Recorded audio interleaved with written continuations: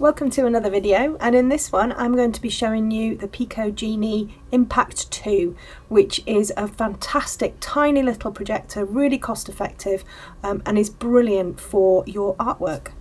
This that I'm having a look at the moment is the Pico Genie Impact, and this is the 2 that I'm looking at the moment. It's a smart projector, and basically demoing it for art purposes, but you know, you can use it as sort of like a large TV project up onto the wall. This is basically it, this tiny weeny little projector, this little box, and quite honestly it's fab.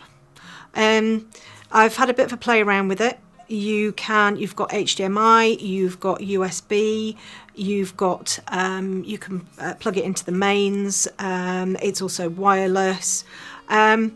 It's honestly, it's great. It comes with a little tripod of its own, so you can pop it on the tripod if you want.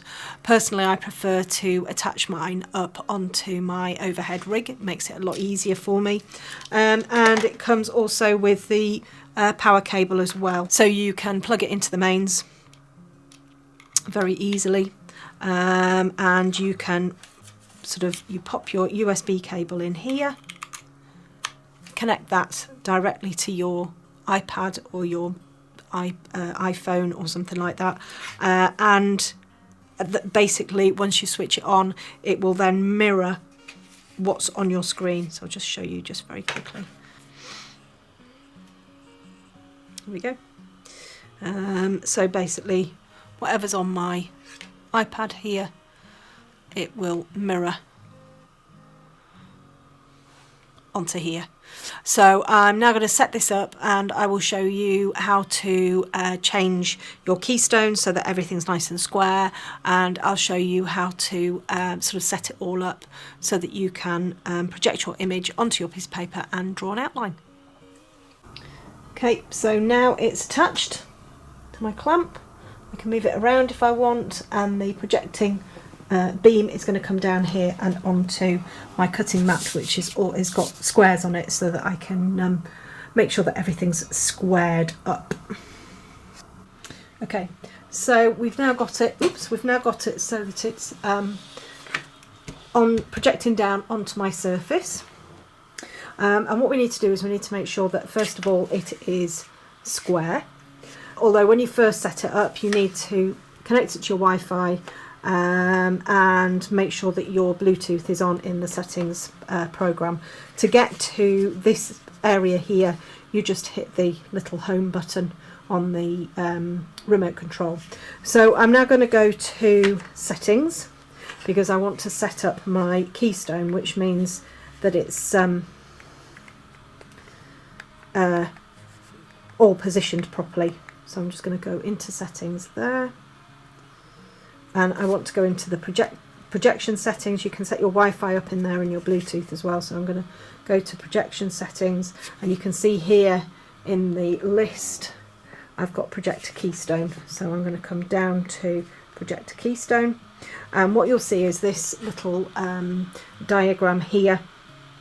Basically you want your corners all to line up. At the moment everything's all over the place, so every time you click on the OK button, you can see these little arrows jump around the edges, and this is how we're going to change the keystone. So everything wants to be square. So if we start in this corner, let's keep it on this line here that it's on. In fact, I'm just going to move it up just a little bit. There we go. And then I'm going to move it into this line here. So I'm going to move it to the right. Okay. And then I'm going to go OK. And I'm going to move up to here. And I'm going to move this over. All the way over. That's it. And then I'm going to bring it just down slightly, so that we're sitting on the line there. Then I'm going to move over to this side, and I'm going to bring that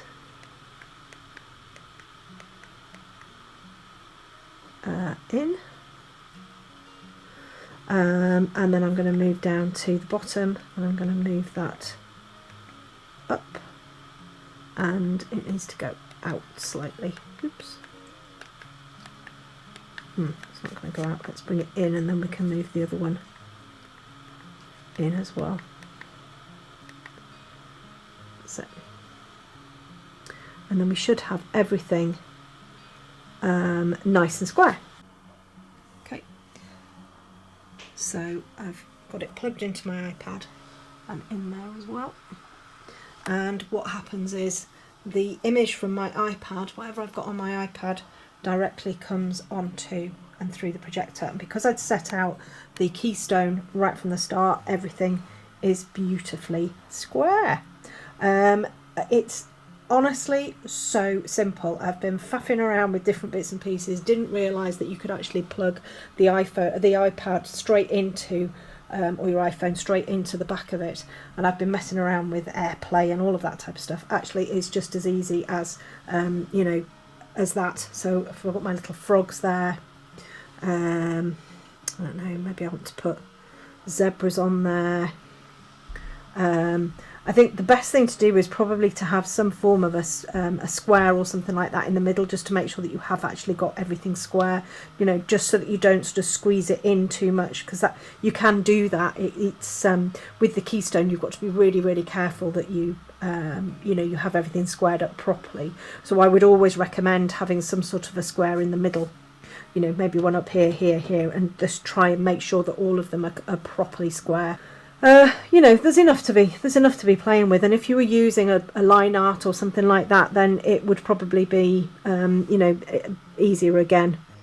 There's enough to be working with, you know, just for a very decently priced projector, and incredibly easy to use. You know, it's literally just plug it in and off you go. And the keystone's very easy as well, because you can correct each separate corner. The projector I have, the Artograph, it's kind of either or, so it means that you can have your projector really quite skewed, but you can still create like a really nice square image. So I honestly think it's a really, really smashing piece of kit. It's tiny, it's cost effective, you can put it on, it comes like a little tripod. So it's got its own little tripod here. Oops. That you can stand it on, you know, if you prefer to sort of project it at a wall or something like that. For me, I prefer to use my overhead rig because it's here and it works really, really nicely.